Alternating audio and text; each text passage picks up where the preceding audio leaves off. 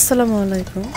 আজকে আমি আপনাদের জন্য নিয়ে আসছি কিভাবে মিষ্টি গজা তৈরি করতে হয় সেই রেসিপিটি। আশা করছি এই রেসিপিটিও আপনাদের কাছে অনেক বেশি ভালো লাগবে। তাহলে চলুন কিভাবে মিষ্টি গজা তৈরি করতে হয় শিখে নেওয়া যাক। প্রথমে আমি একটা মিক্সিং বলে নিয়ে নিব 3.5 কাপ ময়দা। বাংলাদেশ থেকে যারা আমার এই ভিডিওটি দেখবেন আপনারা বাংলাদেশের আটাটা এখানে ইউজ করতে পারবেন।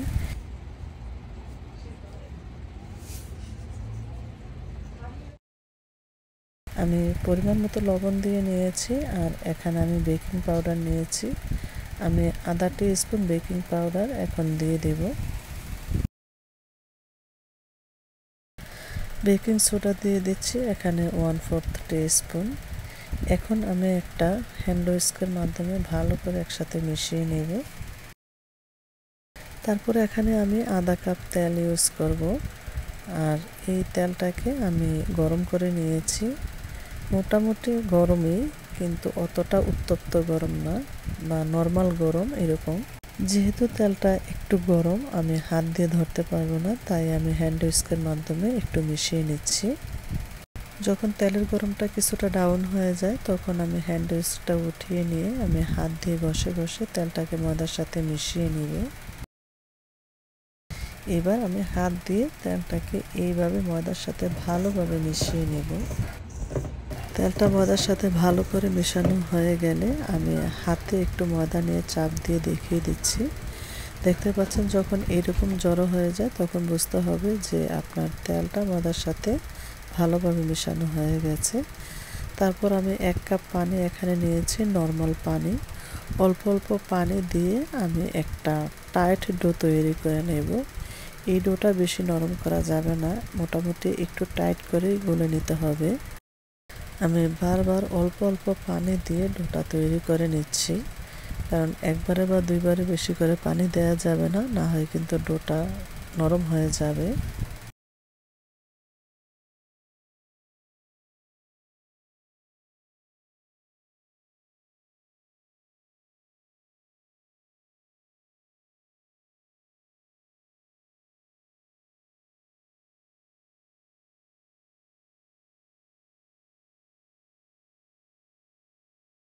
এই ডোটা তৈরি করতে আমার কতটুকু পানি লেগেছে সেটা আমি সবশেষে বলে দিব।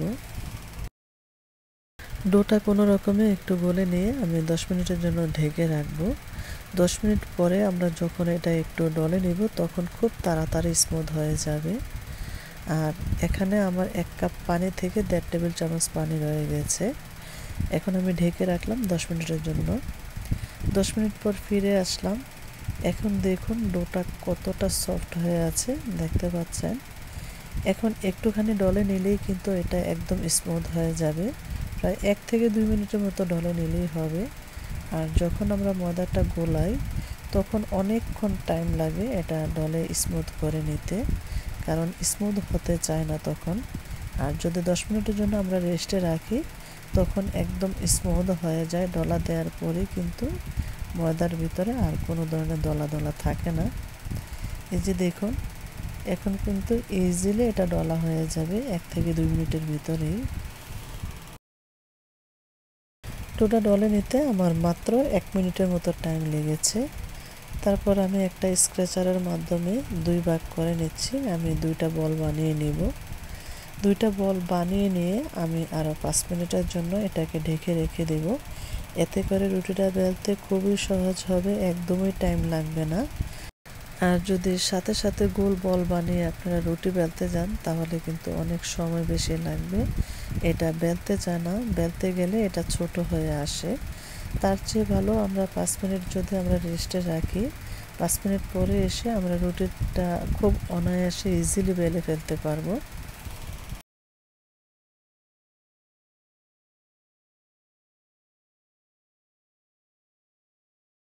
গোল বলটা বানিয়ে এখন আমি ঢেকে রাখবো 5 মিনিটের জন্য।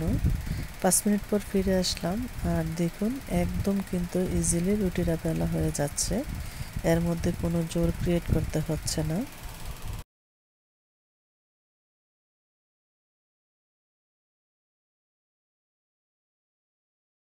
রুটিটা চারিদিক থেকে এক সমান করে বেলে নিতে হবে, কোনো দিক থেকে উঁচা নিচা করা যাবে না, আর দেখুন এর পুরুত্বটা আমি এতটুকু রেখেছি। এখন আমি একটা নাইফের মাধ্যমে এটাকে কেটে নিব। আমি চ্যাপ্টা চ্যাপ্টা করে কেটে নিব।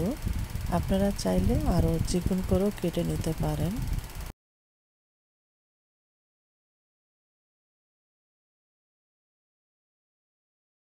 প্রথমে আমি লম্বালম্বি করে কেটে নিয়েছি।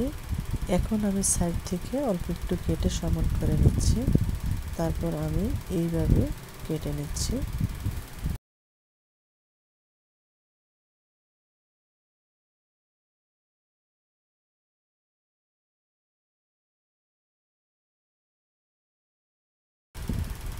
এখন এই বাদ পড়া অংশগুলো আপনারা চাইলে এইভাবেও ভেজে নিতে পারেন। আবার আপনারা এইভাবে একসঙ্গে করে একটু ডলে নিয়ে রুটি বেলে আবার এইভাবে কেটে নিতে পারেন। এখন আমি ট্রেতে উঠিয়ে নিয়ে সাথে সাথে এগুলো ভেজে নিব।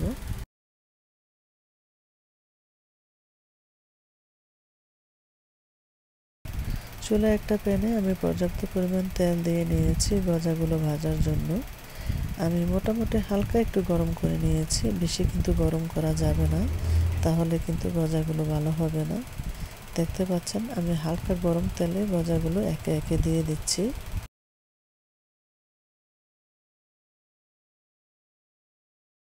তেলের গরমটা যদি অতিরিক্ত বেশি হয় তাহলে গজার গায়ে ফুলে ফুলে ফোসকা চলে আসবে। ফোসকা চলে আসলে গজাগুলো দেখতে ভালো লাগবে না। গজাগুলোর গাটা একদম স্মুথ হতে হবে, তাহলে দেখতে খুব সুন্দর লাগবে। গজাগুলো দিয়ে আমি মিডিয়াম টু লোয়ের মাঝামাঝি রেখে কিছুক্ষণ ভেজে নেব, প্রায় 5-6 মিনিটের মতো। 5-6 মিনিট পর আমি চুলার আঁচটাকে বাড়িয়ে দেব, মিডিয়াম টু হাইয়ের মাঝামাঝি রেখে কিছুক্ষণ ভেজে নেব। তারপর আমি আবার চুলার আঁচটাকে কমিয়ে দিয়ে একটু সময় লাগিয়ে লালচা লালচা করে ভেজে নেব। যখন কালারটা এরকম চলে আসবে তখন আমি চুলার জালটাকে একটু বাড়িয়ে দিয়েছি, মিডিয়াম টু হাইয়ের মাঝামাঝি রেখেছি। কারণ বেশিক্ষণ যদি আবার কম আঁচে ভাজতে থাকেন তাহলে কিন্তু গজাগুলো অনেক তেল শুষে নেবে। যখন গজাগুলোর কালারটা এরকম চলে আসবে তখন চুলার জালটাকে আবার কমিয়ে দিয়ে ভাজতে হবে একটু সময় নিয়ে।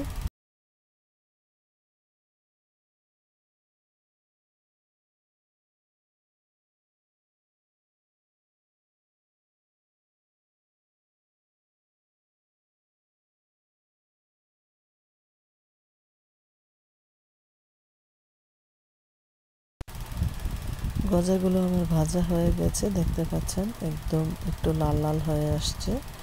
এখন আমি চুলা থেকে উঠিয়ে একটা সার্ভিং ডিশে নিয়ে নিব।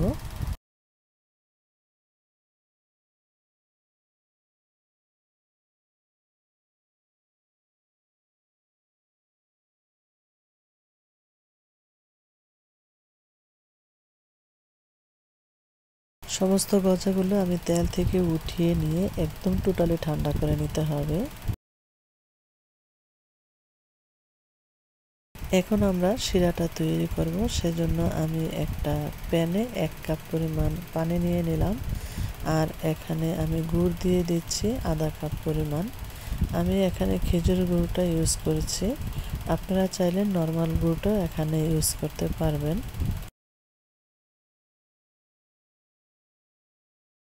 তারপর দিয়ে দিচ্ছি আমি আধা কাপ পরিমাণ ঘন শিরা। আমি আগে মিষ্টি বানিয়েছিলাম, সেই মিষ্টি শিরাটাকে জ্বালিয়ে এইভাবে ঘন করে তারপর আমি এই শিরাটা ইউজ করছি। যদি আপনাদের মিষ্টি বানিয়ে এরকম শিরা থাকে তাহলে আপনারা জাল দিয়ে ঘন করে নেবেন, ঘন করে আপনারা বিভিন্ন কাজে লাগাতে পারেন। আর এটা হাতের কাছে না থাকলে আপনারা এখানে 1 কাপ পরিমাণ চিনি দিয়ে দেবেন।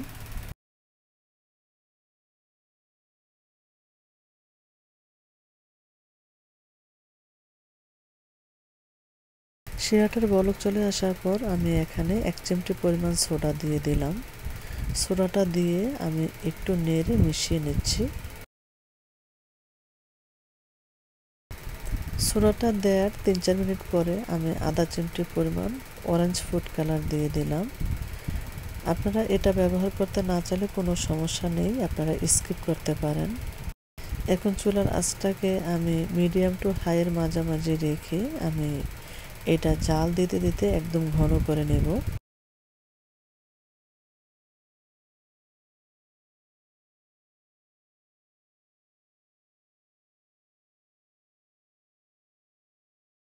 শিরাটা জাল দিতে দিতে আমার ঘন হয়ে গেছে। এখন আপনাদেরকে আমি একটু দেখিয়ে দিচ্ছি। এইভাবে উঠানোর পর যখন একতার হয়ে নিচের দিকে শিরাটা পড়বে তখন বুঝতে হবে আপনার শিরাটা একদম পারফেক্টলি হয়ে গেছে। যখন আমি বুঝতে পারলাম যে আমার শিরাটা একতার হয়ে নিচে ড্রপ হচ্ছে তখনই আমি গজাগুলো এখানে দিয়ে দিয়েছি। গজাগুলো দিয়ে আমি অনবরত নেড়ে চেড়ে গজাগুলোর গায়ে শিরাটা লাগিয়ে নিচ্ছি।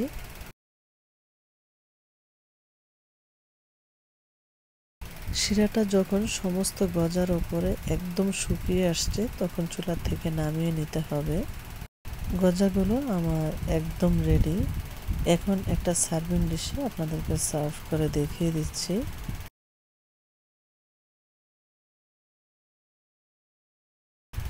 আর এই গজাগুলো খেতে অসম্ভব মজার হয়েছে, আপনারা ট্রাই করতে পারেন, আশা করছি ভালো লাগবে। আর দেখতে পাচ্ছেন একদম মুচমুচে ক্রাঞ্চি হয়েছে কিন্তু।